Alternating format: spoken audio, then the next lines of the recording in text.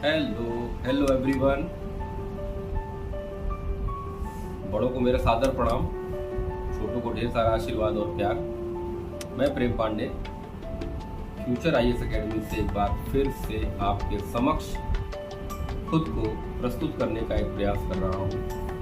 मेरे प्यारे भाइयों बहनों, जैसा कि पिछले दो क्लासें ऐसी हो गई जिसमें हम लोगों ने टॉपिक भी डिस्कस कर लिया है, उसके क्वेश्चंस को भी हम लोगों ने डिस्कस कर लिया है। देखो मेरे प्यारे भाइयों बहनों, आज आपको मैं एक बात बता दूं जो बहुत ही ज़्यादा महत्वपूर्ण है। आप उस चीज़ को फॉलो करिएगा, उसका फ़ायदा आपको जरूर होगा। पहली बात, आप जिस टॉपिक को पढ़ते हैं या जिस टॉपिक को आप पढ़ रहे हैं, आप पढ़ने के बाद जब उसके क्वेश्चन आपके सामने आते हैं ना, तो यदि आपसे वो क्वेश्चन सही हो रहे हैं तो इसका ये मतलब है कि वो टॉपिक आपके दिमाग में कहीं ना कहीं सही से समझ में आ रहा है।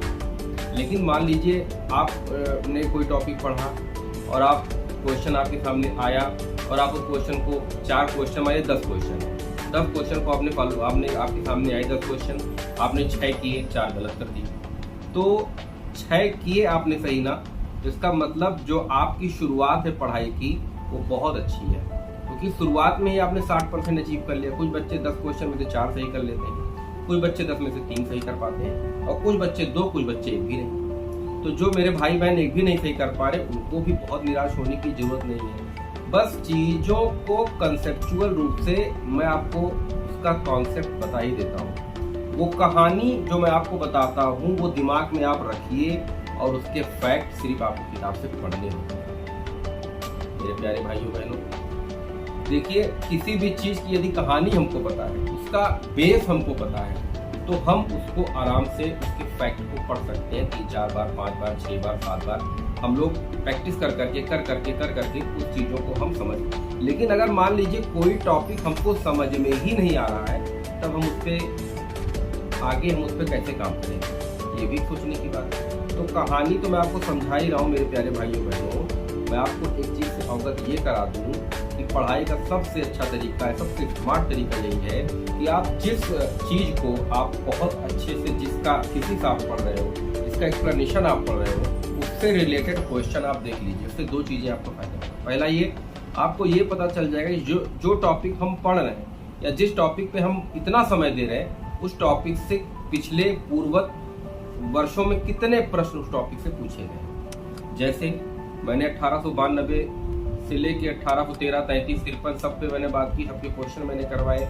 1909 मैंने बात की, 1919 में मैंने बात की, 1935 में मैंने बात की। उसमें आपको एक चीज समझ में आई कि 1909, 1919, 1935 से कितनी बार क्वेश्चन अदर स्टेट्स में कितनी ज्यादा बार कई क्वेश्चन रिपीट हुए हैं, प्री में भी, मेंस में भी। तो हमको ये पता चल गया कि हाँ भैया ये टॉपिक इम्पोर्टेंट है।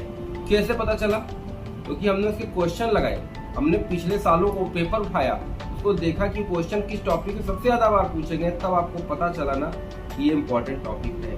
तो किसी भी टॉपिक की इम्पोर्टेंस पता करने के लिए आप पूर्वत वर्षों के प्रश्नों का अभ्यास करिए। आपको स्वतः पता चल जाएगा कि कौन सा टॉपिक परीक्षा के लिए महत्वपूर्ण सबसे ज्यादा है। मेरे प्यारे भाइयों बहनों बच्चों, मैं आप लोगों को एक तरीका आज बता दूं पढ़ाई करने का, जो आपको शायद आता भी होगा, कुछ भाई बहनों को मेरे पता भी होगा, और जिनको नहीं पता है उनके लिए बहुत ही ज़्यादा महत्वपूर्ण आज का ये अंक होने वाला है। देखिए प्यारे भाइयों बहनों, चीज़ों को हम लोग ऐसे लेट जाते हैं, किताब खोल लेते हैं, पढ़ते रहते हैं कहानी की तरह। तो कहानी की तरह अगर चीज़ें हम पढ़ रहे हैं, लेकिन कुछ आप लोग मेरी बात में यस और नो में कमेंट प्लीज़ करिएगा कि आप लोग के साथ ऐसा होता है। मान लीजिए मैंने कोई बुक उठाई, उसको हम पढ़ रहे हैं, फिर अचानक से यार फलाना का ये मामला था, यार उसका ये मामला था, या हम पढ़ रहे हैं, अचानक से गर्लफ्रेंड का फोन आ गया, hi baby how are you. आपकी हाय बेबी नहीं तो आपका हाउ आर यू कर दी, फोन कर दी। तो या फिर ऐसा भी हो सकता है हम पढ़ाई कर रहे हैं, अरे यार ये काम बहुत महत्वपूर्ण है, अरे यार ये हम पढ़ाई कर रहे हैं लेकिन हमको वहाँ जाना है, अरे यार हम पढ़ाई कर रहे हैं पर हमको मूवी जाना है, अरे यार हम पढ़ाई कर रहे हैं आज बाटा शोरूम में 50% का ऑफर है, हमको शूज देखने जाना है। तो पढ़ाई के दौरान क्या ये चीज़ें, देखिए जब मैं विद्यार्थी मैं भी हूँ, तो मेरे अंदर भी ये सारी कॉमन सा फैक्टर है, ये सारी चीज़ें आती हैं। ये सारी समस्याएं आपके साथ जुड़ी हैं, मेरे साथ जुड़ी हैं, मेरे भैया बहनों के साथ जुड़ी हैं, ये सबकी सारी चीज़ें आती हैं। तो मेरा कहने का मतलब ये है कि आप कोई टॉपिक, आपको मैं बता दूं कि भारतीय राज्य व्यवस्था आप पढ़ रहे हैं तो उस टॉपिक को मैक्सिमम 30-35 मिनट से ज़्यादा आप मत पढ़ें। 35 मिनट हम पढ़े, फिर हमने किताब को रख दिया, आंख बंद कर लिया और 15 मिनट तक उस टॉपिक को सोचा कि यार 35 मिनट में पाया क्या। 35 मिनट मैंने इसको दिए हैं, तो वो 10 मिनट आप सोचिए मैंने इससे क्या पाया क्या मैं इससे। जब आप ये सोचना शुरू कर देंगे कि आपने 35 मिनट में क्या पढ़ा, आप आंख बंद करके इस चीज के बारे में सोचना शुरू कर देंगे, मेरे प्यारे बच्चों, भैया बहनों, मेरे भाई लोगों, आपको 100% बता रहा हूँ वो चीजें रिकैप आपके दिमाग में होंगी और आपको कुछ चीजें याद होंगी। 35 मिनट बाद कुछ चीजें भूल गई होंगी और आपको जो चीजें उस वक्त भूल गई होंगी, तुरंत आज जब किताब खोल के पढ़ के दोबारा पढ़ोगे तो 100% में आप ट्रस्ट करिए मेरी बातों पर, प्रॉमिस कर रहा हूँ कि वो चीजें फिर से आप नहीं भूलेंगे। और उसके बाद जब आप 35 मिनट टॉपिक पढ़ लिए, 15 मिनट हमने आराम कर लिया, चिंतन कर लिया, चाय पी लिया, ब्लैक कॉफी ले ली, ग्रीन टी पी लिया, कुछ भी फल खा लिया, देखिए फिर हम उठे, 15 मिनट बाद फिर हमने एनर्जी भरी, फिर हमने किताब खोली। लेकिन आपको मैं एक चीज़ आज बता दूँ, कुछ लोगों का पढ़ने का तरीका ये होता है कि भारतीय राज्य व्यवस्था उठाएंगे सुबह 7 बजे से और रतिया के 7 बजे तक वो भारतीय राज्य व्यवस्था ही पढ़ेंगे। तो ये बहुत गलत है मेरे भैया बहनों, ये एकदम गलत है, क्योंकि केवल भारतीय राज्य व्यवस्था से ही सिविल सर्विसेज में प्रश्न नहीं आएगा। आप कम से कम जीएस के 3 टॉपिक को एक साथ उठाइए, ज्योग्राफी उठा लीजिए, भारतीय राज्य व्यवस्था उठा लीजिए, भारतीय इतिहास, ये आपके 3 टॉपिक्स हो गए। प्लस सीसैट के लिए आप 45 मिनट रोज एकदम एंजॉय करिए सीसैट को, 4 ये हो गए, 5वां आपका करंट अफेयर्स हो गया। अब मैं इसको घंटों के हिसाब से बांट दूंगा, तो ये 5 घंटे हो गए। आपका करंट अफेयर्स अलग से आप 1 घंटे पढ़िए, 6 घंटे हो गए। अब मेरे बच्चों, आप 6 घंटा पढ़ लिए तो 1 घंटा क्या रिवाइज नहीं कर सकते? बिल्कुल कर, 7 घंटे हो गए। फिर हम 1 घंटा उससे रिलेटेड क्वेश्चनों को देंगे, 8 घंटा। अब मेरे भाई बहनों, 24 घंटे में से 8 घंटे को माइनस करने के बाद आधे घंटे का जो समय है वो चिंतन के लिए देंगे, मैक्सिमम 9 घंटे हो गए। 9 घंटे बाद अब 15 घंटे आपके पास बच रहे हैं।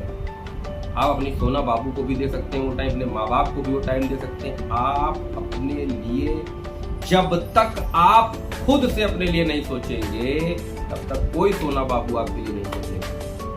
तो मेरे प्यारे भाइयों बहनों, सोना बनाओ, बाबू बनाओ, बच्चा बनाओ, सब करो, लेकिन लक्ष्य तक पहुंचाने के लिए जो 2 कदम होंगे, जो 2 पैर होंगे ना, वो तुम्हारे खुद के पैर होंगे। किसी के और पैर से तुम्हें ठेल ठेल के कोई वहां तक नहीं पहुंचा सकता।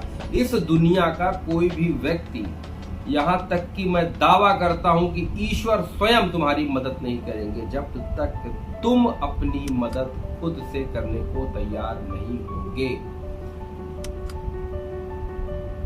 मैं जानता हूं कि मैं बहुत कड़ा बोलता हूं, बहुत खराब बोलता हूं, कुछ बच्चों को तो बहुत खराब लगता होगा कि साला क्या बोल रहा है, लेकिन आज मैं दावे के साथ कह रहा हूं कि जो चीजें मैं खुद, जिस चीज का भुक्तभोगी हूं, जो चीजें मेरे साथ घटित हुई है, मैं सिर्फ उन चीजों से आपको थोड़ा सा दूर कर रहा हूं, हटा नहीं रहा हूं। मैं ये नहीं कह रहा हूं कि मेरा वीडियो देखने के बाद सोना को गाली दो, अपने बाबू से बात करना पड़, सब करो, लेकिन बेटा, मेरे बच्चों, अगर सच में सोना बाबू या जो भी बाबू बच्चा हो, या अपने माँ बाप को जो भाई बहन मेरे खुशी देना चाहते हैं, अपने दोस्तों के साथ जो भाई बहन, या मेरे कुछ भाई बहन ऐसे हैं जो अपने परिवार को एक सशक्तता की तरफ ले जाना चाहते हैं, या मेरे कुछ भाई बहन ऐसे हैं जो हमारे अपने परिवार को एक नया दिशा निर्देश देना चाहते हैं, कुछ भाई बहन ऐसे जो अपना बैकग्राउंड मजबूत करना चाहते हैं, कुछ भाई बहन ऐसे जो खुद के लिए इस लड़ाई को लड़ रहे हैं, तो वो लड़ाई में हारे ना, क्योंकि हारने का दुख,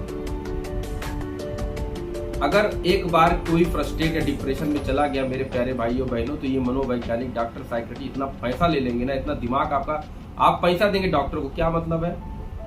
आप से मैं कह रहा हूं कि आप खूब घूमिए, मैं अपने हर वीडियो में कहता हूं, खूब फैशन करिए, खूब जबरदस्त टैलेंट, आप खूब टहलिए, खूब पिक्चर देखिए, सब देखिए, मैं तरफ से सारी छूट है। मैं कतई ये नहीं कहूंगा कि आप कमरा बंद करके एकदम, लेकिन वो 8-9 घंटे जो मैंने अभी आपने पार्ट वाइज मैंने आपको बताया है, वो 9 घंटे आप रात में पूरा कर लीजिए, चाहे दिन में पूरा कर लीजिए, या आपकी ड्यूटी वो 9 घंटे आप कैसे देते हैं। अपने सोना बाबू को दिन में टाइम दे रहे हैं तो रात में पढ़िए, रात में टाइम दे रहे दिन में पढ़िए।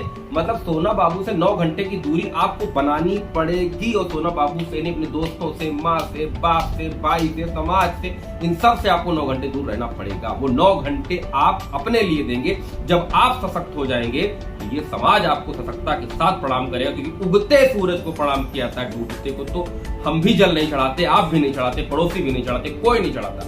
तो उगता सूरज बनने के लिए, उस सूरज की काबिलियत लाने के लिए उस सूरज की तरह तपना पड़ेगा। और उस तपन से बाद जब जो सोना निकल के आपके सामने आएगा वही आपका लक्ष्य है। जिस दिन आप वो लक्ष्य को प्राप्त कर लिए, मेरी ये वीडियो फिर से बैक करके जाना, तो फिर से देखना, टाइम देखना, समय देखना, बातों को समझना, और उस वक्त तुम्हें जरूर कमेंट करने का मौका मिलेगा तो करना, और बोलना कि हाँ प्रेम सर आपकी ये बताई हुई बात आज सच साबित हुई।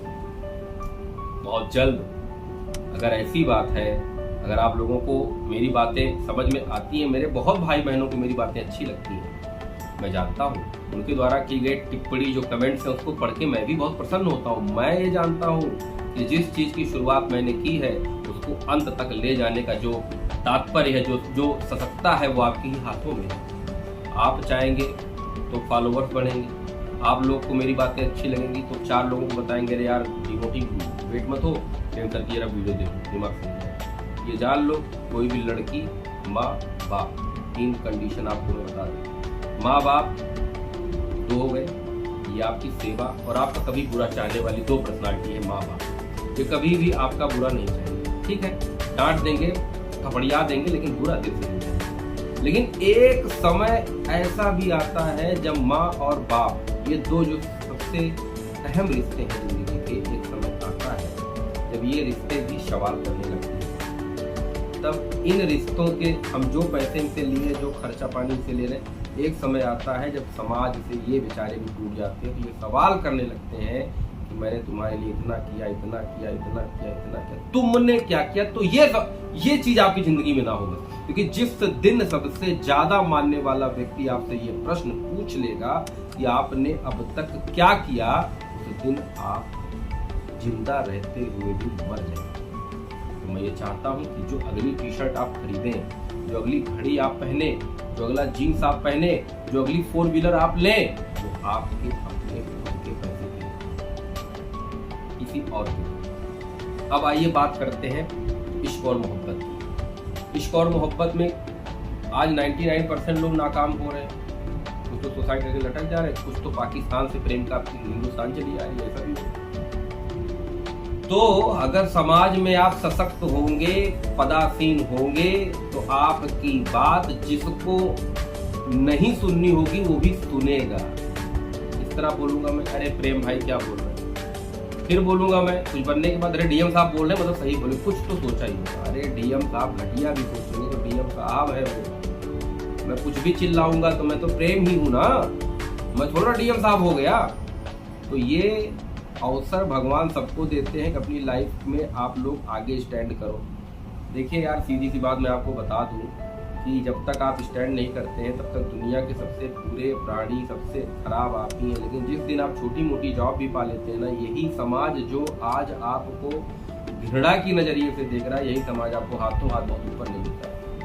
तो यार हमको किसी समाज की जरूरत नहीं है ना, हमें किसी पड़ोसी की जरूरत नहीं है ना, हमें किसी की बात की जरूरत नहीं है ना, किसी की शाबाशी की जरूरत नहीं है ना। तो ये सफलता हम अपने लिए कर रहे हैं ना मेरे भाई, अपने लिए कर रहे हैं तो अपने लिए ही करेंगे ना। सेल्फिश हो जाओ थोड़ा सा, सेल्फिश होगे तभी ये लक्ष्य आप तक आएगा। और जब आएगा तो उस वक्त जरूर 8299033374 पर फोन करना। अगर नहीं हो पाया तो मैसेज जरूर डालना कि प्रेम सर आपकी ये बात में आज मेरी जिंदगी बदल दी। उस दिन इस दुनिया का, इस कॉन्टिनेंट का सबसे खुशनसीब आदमी आपका भाई है। मैं आपको एक अहम सूचना देना चाहता हूँ कि आज फ्राइडे है, सैटरडे, मंडे से हम लोग करंट अफेयर्स पे डेली चर्चा करेंगे, ठीक है। डेली का करंट अफेयर्स हम लोग चर्चा करेंगे। फिर 2 दिन हम लोग भारतीय राज्य व्यवस्था चर्चा करेंगे, 2 दिन हम लोग इतिहास पे चर्चा करेंगे और 2 दिन हम इकोनॉमिक्स पे चर्चा करेंगे। अब 3 टॉपिक लेके साथ में चलते हैं, लेकिन थोड़ी स्पीड के साथ। एनसीईआरटी इकोनॉमिक्स आप लोग ले लीजिए, सामाजिक विज्ञान की किताब 6 से 12 तक की सब यूपीएससी के बच्चों के हाथ में होनी चाहिए, और जो हमारे बच्चे भैया बहने जो स्टेट पीसीएस का एग्जाम दे रहे हैं उनके भी हाथ में होनी चाहिए। क्योंकि एनसीईआरटी अगर आपने सही से पढ़ी है, नहीं पढ़ेंगे तो मैं उसकी कहानी आपको बताता ही रहा हूँ, बताऊंगा भी। अगर मेरी कहानी सुनने के बाद आप एनसीईआरटी पढ़ेंगे तो वो कहानी आपकी क्लियर हो जाएगी, कंफ्यूजन नहीं होगी। NCERT is the base. NCERT सबके हाथ में होनी चाहिए, और जिन भाई बहने मेरे एनसीईआरटी ले ली उनको बहुत सारी बधाइयाँ। शुरू कर दो, पढ़ने में मजा भी आएगा, कलरफुल किताब है, अच्छी लगी है। आप बचपन में चले जाओगे जब कक्षा 4, 5, 6 में किताबें लाते थे ना, हम लोग बैग खोलते थे, तो उस समय हिंदी किताब पहले ढूंढते कहानी कौन कौन सी है। तो ज्योग्राफी कहानी इंटरेस्ट लाओ यार, इंटरेस्ट लाओगे ना तो चीजें बहुत जल्दी हो जाएंगी। अब इंटरेस्ट नहीं है, मन लगा हुआ है टॉम क्रूज की मूवी मिशन इम्पॉसिबल में हम बैठे ज्योग्राफी लेकर, तो जा भैया पहले मिशन इम्पॉसिबल देख लेना पहला तो, खराब हो रहे 3 घंटे, लेकिन उसके बाद के टाइम तो सही हो जाएंगे ना। तो जो चीजें आपको अच्छी लग रही हैं वो आप जरूर करिए, लेकिन कल को समाज ताना ना मारे, अपने आप को इतना तो मजबूत कर लो मेरे यारों, इतना तो मजबूत कर लो। तो आज का ये अंक इन्हीं जो रूल जरूर की बातें हुई इन्हीं के साथ समाप्त कर रहा हूँ। मुझे आशा है कि आज मेरे भाई बहनों को जो मैंने बताया होगा वो बहुत अच्छा लगा होगा, थोड़ा बहुत तो मजा आया ही होगा। क्योंकि यार पढ़ाने से ही मतलब नहीं होता है कि हम पढ़ाते जाएं आर्टिकल ठोके जाएं, चीजों को बीच बीच में दिशा निर्देशित करना पड़ता है, वही काम मैं कर रहा हूँ। मैंने आपसे कभी ऑनलाइन ना किए तो बोला नहीं भैया अगली क्लास इसको पढ़नी तो 500 रुपये मंथली, अभी बोला। और आगे यही वीडियो देखिएगा, मैं अगर कोई ऐप के थ्रू पढ़ाऊंगा तो वो अलग, लेकिन ये यूट्यूब पे तो डेली आना ही आना है, क्योंकि मेरे भाई बहनों के साथ मुझे अच्छा लगता है, उनके साथ बात करना मुझे अच्छा लगता है, उनको दिशा निर्देशित करना हमको अच्छा लगता है। इसमें वीडियो पे देखने वाले कितने मेरे छोटे भाई बहन होंगे, कितने मेरे बराबर के ही होंगे, कितने मेरे बड़े भाई बहन भी होंगे, बड़े भैया भी होंगे, है ना। तो आप लोग का प्यार और दुलार मुझे मिल रहा है, इसकी बहुत ज़्यादा मैं हृदय से प्रशंसा करता हूँ, और आप लोग कामयाब हो इसकी मैं दिल से हर दिन माँ भवानी से प्रार्थना करता हूँ। मेरे भाई बहन जो मेरे चैनल से जुड़े हैं, जो नहीं भी जुड़े हैं, वो भी जो तैयारी कर रहे हैं, जो किसी भी संस्थान से जुड़े, मैं सबके उज्जवल भविष्य की कामना करता हूँ। मैं प्रेम पांडे आज हृदय से हर एक विद्यार्थी जो मेहनत के साथ जुड़ा हुआ है उसके उज्जवल भविष्य की कामना करता हूँ और करता रहूँगा। मेरे प्यारे भाइयों बहनों, आशा करता हूँ कि आप लोग अच्छे से एंजॉय कर रहे होंगे, मस्त होंगे, व्यस्त होंगे, है ना। तो इन्हीं शब्दों के साथ आज का ये अंक, आज का ये वीडियो मैं यही समाप्त कर रहा हूँ। जय हिंद, जय भारत।